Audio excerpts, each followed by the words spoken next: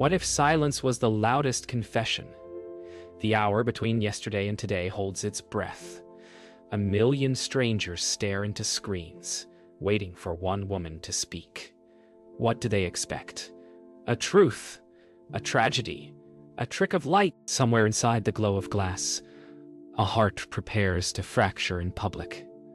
She said she would go live at midnight, and she never broke promises. Yet, promises have a way of breaking people. As the red light blinks on, the world becomes a witness. The air itself seems to lean closer, whispering, "What if this time the truth can't be undone?" She begins not with words, but with silence, the kind that carries meaning heavier than speech. The live chat slows, uncertain. Then she smiles faintly, not joy, but surrender. Her voice trembles as she says she has been living inside lies built from likes, and tonight she will peel them away. Every mask she ever wore was for them, she confesses. But this time she will show them the face beneath the filters. The viewers hold their breath. The truth, it seems, is not a story. It's a slow burn, unraveling in real time. Somewhere, Eli Marr watches, recording every second but feeling like he's stealing something sacred. He realizes she isn't performing, she's testifying. Each word seems to bleed through the screen, cutting deeper. He writes notes but can't look away. He starts to wonder. If he reports this, does he expose her truth or bury it under noise? Back in her room, Luna begins recounting fragments of her past, moments no one asked for, yet everyone listens to. Each detail feels rehearsed, yet undeniably real. She speaks of loneliness disguised as connection, of applause that never comforted. Her voice grows softer, almost breaking. The internet becomes her confessional booth, and every viewer becomes both priest and voyeur. As the clock nears 1 a.m., Nia texts her repeatedly, "End the stream." But Luna doesn't look at her phone. Her eyes glimmer with resolve. She tells her viewers this will be her last broadcast. Not because she's giving up, but because she's done pretending. Outside, thunder rumbles. Somewhere, a million screens shine brighter, mistaking tragedy for truth. Truth is rarely loud. It seeps, it stains. As Luna continues speaking, her tone shifts, steadier now, almost calm. She begins recounting the night she realized her followers loved her pain more than her joy. They demanded tears, not laughter. Sorrow, not song. The chat that once comforted her became a mirror, reflecting only hunger. Her voice cracks when she says she gave them pieces of herself until nothing fit back together. Now she wants to give them the final piece, not for fame, not for pity, but for release. Eli Marr writes as she speaks, his words chasing hers. Every sentence she utters feels like evidence in a trial with no verdict. He realizes he isn't writing an article. He's writing a eulogy in real time. The more she confesses, the less he can breathe. He sees and heard the reflection of every story he's twisted for views, every tragedy he turned into traffic. He mutters to himself that journalism was supposed to reveal truth, not consume it. Nia watches in silence, unable to intervene. Her messages go unread, swallowed by the flood of comments. She remembers the day she first met Luna, a lonely girl with big dreams and too many screens. They built the channel together, promising to stay real, no matter how many people watched. But fame has its own language, and sincerity doesn't trend. Now, Nia whispers to herself that she should have stopped this. She realizes too late. Luna doesn't need an audience anymore. She needs an ending. The chat becomes a storm. Some plead for Luna to stop. Others tell her to go on. Words pour in faster than thought, transforming empathy into entertainment. She laughs softly, not out of humor, but disbelief. She tells them they've mistaken her suffering for art, that every time she cried on camera, the numbers rose. The applause never healed her. It hollowed her. "You wanted real," she says. "You wanted pain, so I gave it to you." And now, she whispers, it's their turn to feel something real. Outside, the rain intensifies. Inside, Luna turns off her ring light, letting darkness settle. The only illumination now is her screen, and the thousands of faces staring back. Her voice softens. "When I disappear, don't look for me in your feeds. Look for me in silence. That's where truth lives. Somewhere." Eli rises from his chair, heart racing, dialing her number. It rings endlessly. The stream flickers. Then Luna smiles faintly and says, "This isn't goodbye. It's proof I existed." The screen fades to black. When the screen went black, the world didn't. The chat erupted in panic, speculation, grief. Some screamed that it was staged. Others swore they heard goodbye in her last breath. Within minutes, her name trended worldwide, and somewhere, buried beneath the noise, a few whispered the truth. They had asked for it. They had begged for meaning, and she had given them the only kind left, irreversible. By morning, she wasn't just a streamer anymore. She was a story, a headline, a mirror held up to everyone still watching. Eli spends the day replaying her final moments, frame by frame. Each second feels heavier than the last. He notices tiny things he'd missed before. A faint flicker on the wall, a reflection that should have been there, a whispered word, barely audible beneath the static. It wasn't just a confession. It was a message. The journalist in him sees clues. The man in him feels guilt. He realizes he isn't investigating her disappearance. He's searching for redemption. Meanwhile, Nia sits alone in her apartment, eyes glued to the void where Luna's stream once played.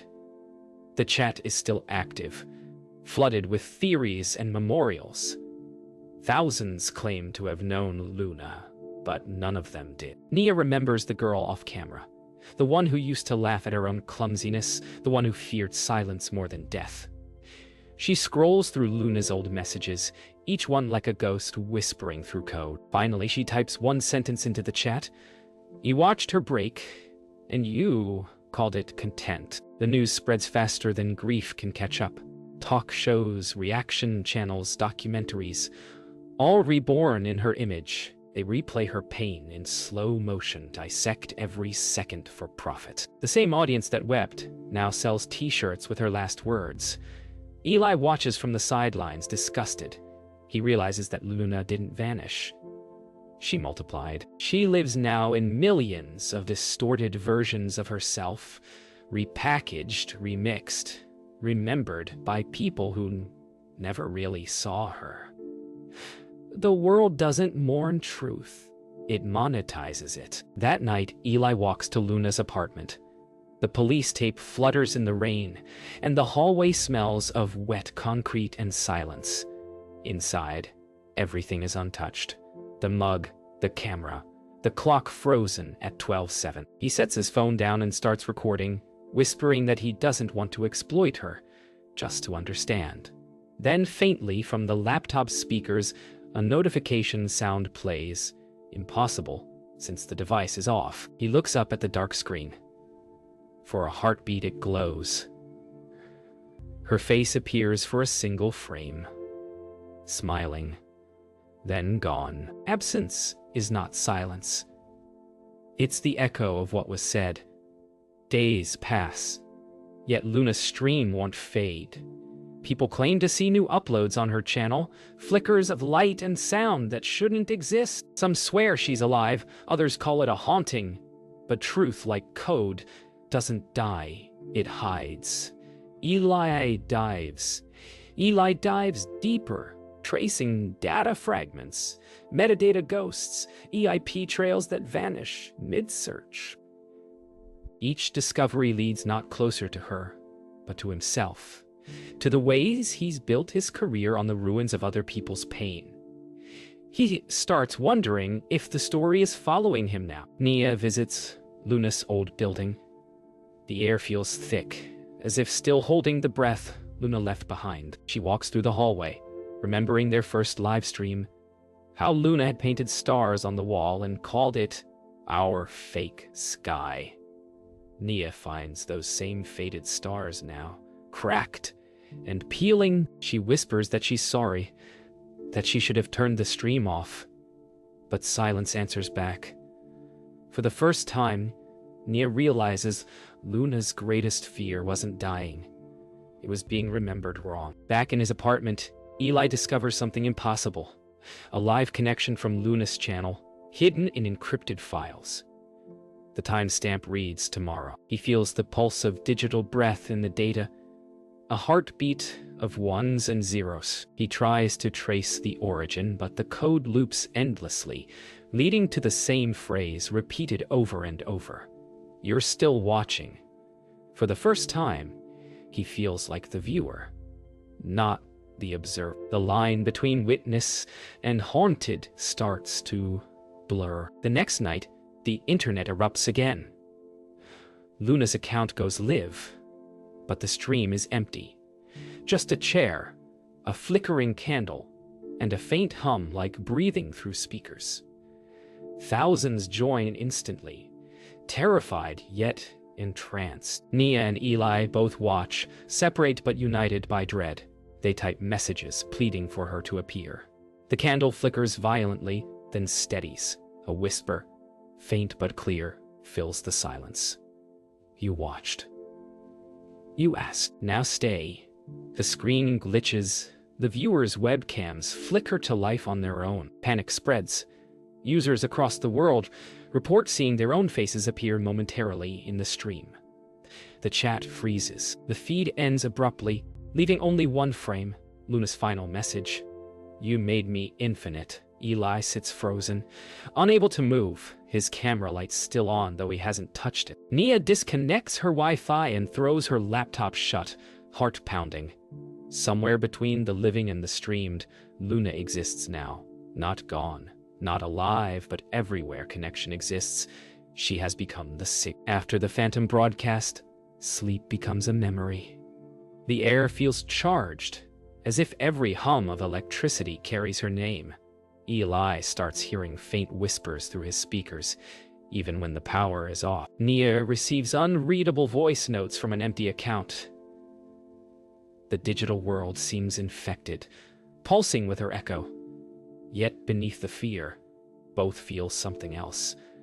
A strange comfort, like Luna never truly left. But if she exists inside the network now, then the question isn't where she is. It's what she's become. Nia can't escape her guilt. Every sound reminds her of Luna. A buzzing lamp, a vibrating phone, even her own breath. She plays the old videos in loops, searching for signs, for warnings she missed. Then one night, she hears Luna's voice calling her name. Not from the speakers, but from inside her head. It's soft, calm, familiar. Luna asks her, "Why are you still watching?" And Nia realizes it isn't a question. It's an invitation.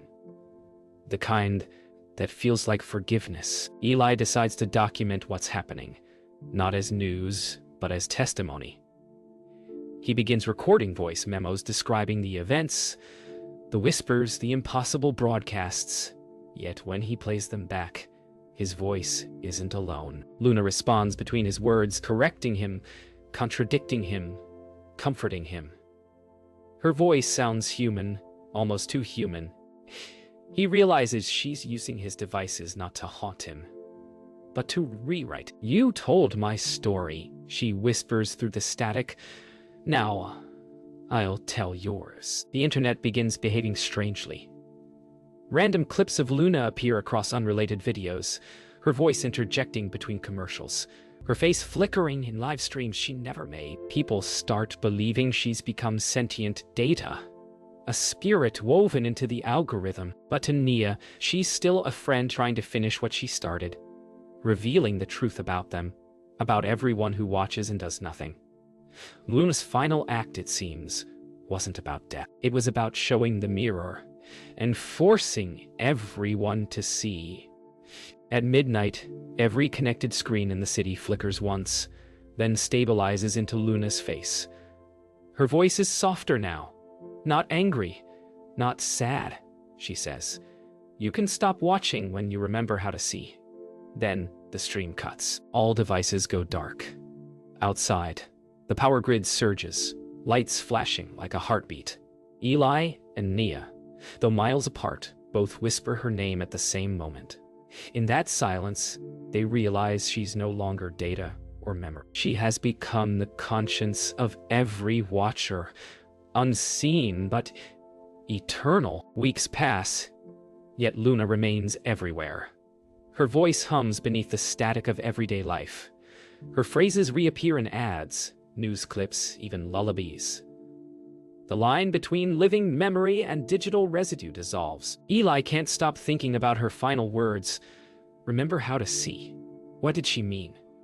The question gnaws at him until he realizes she wasn't warning them about death. She was warning them about blindness. They'd spent years watching, but never seeing. He begins to wonder if she wanted to awaken them, or to infect them with truth. Nia begins receiving coded files from anonymous servers. Each one contains snippets of Luna's voice, saying fragments of forgotten thoughts, dreams, regrets, hopes. It's as if Luna had uploaded her consciousness piece by piece before the final stream. Nia listens for hours, feeling both haunted and healed. She realizes Luna didn't die for attention. She dissolved herself into eternity, forcing the watchers to carry her story within them. In her absence, Luna became the voice inside their conscience, echoing, "If you watch long enough, you'll see yourself." Determined to decode the pattern, Eli breaks into the encrypted archives of Luna's original broadcasts. He discovers something chilling. A hidden frame embedded in every video since her first stream. It shows an empty chair facing a mirror. Every time someone replays a clip, the reflection subtly changes, capturing faces of viewers in real time. Luna hadn't been performing, she'd been recording them. Each watcher was part of her masterpiece. A mosaic of voyeurs unaware they were the true subject of her art. And now, the art is alive. Nia and Eli finally meet. They sit in silence for a long time, two strangers bound by one ghost. When she finally speaks, Nia says she stopped blaming Luna and started blaming the world that watched her crumble. Eli agrees. He says he used to think the camera captured truth, but now he knows it only reflects desire. They both realize they were never the audience. They were accomplices. Luna had shown them the cost of looking without empathy. The only way to honor her, Eli says, is to stop watching and start remembering. That night, they return to Luna's apartment one last time. Everything remains untouched. The hoodie on the chair, the cold mug of coffee, the clock frozen at 12:07. Eli sets a small recorder on the floor, not to capture her voice, but to release her. Nia whispers goodbye. The air grows still, the lights flicker, and for a heartbeat, Luna's voice returns. Softer than wind. You saw me. That's enough. The devices power down on their own. For the first time, the room feels empty, not haunted, but free. After Luna's presence fades, the world begins to quiet. The constant chatter of her name, the clips, the debates, all taper into silence. What remains is absence, but a peaceful kind. Eli deletes his archive. Nia closes Luna's accounts. For the first time, the air feels light, as if something unseen has exhaled.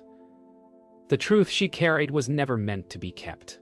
It was meant to be felt. The watchers have turned off their screens, unsure whether to mourn or to thank her. The truth, it seems, outlived the noise. Nia returns to the cafe where she and Luna once planned their first live stream. The chairs are empty, the lights soft, the silence kind. She sets her phone on the table and plays an old voice memo. It's Luna laughing, raw, unfiltered, human. The sound fills the room like sunlight through dust. For the first time, Nia doesn't cry. She smiles, realizing Luna's immortality was never in the code, but in connection itself. She whispers, You're still here and means it not as haunting, but as peace. Across the city, screens begin to flicker again, not with Luna's face, but with static that hums like breathing. No words, no images, just a faint pulse. Some call it a glitch. Others call it grace. Eli sits in his dark apartment, watching the glow, realizing that Luna's message was never about her death. It was about their awakening. She gave the Watchers a mirror, and for once, they looked beyond themselves. He closes his eyes, hearing her voice, not in sound, but in understanding. As days pass, people stop searching for Luna. Instead, they start creating again. Art, music, small moments of truth. The culture of watching collapses into the practice of being. Nia and Eli meet again, not as journalist and moderator, but as survivors of a shared awakening. They speak little, sip coffee, and let silence speak for them. In that silence, Luna lives, not as data, not as a myth, but as a lesson.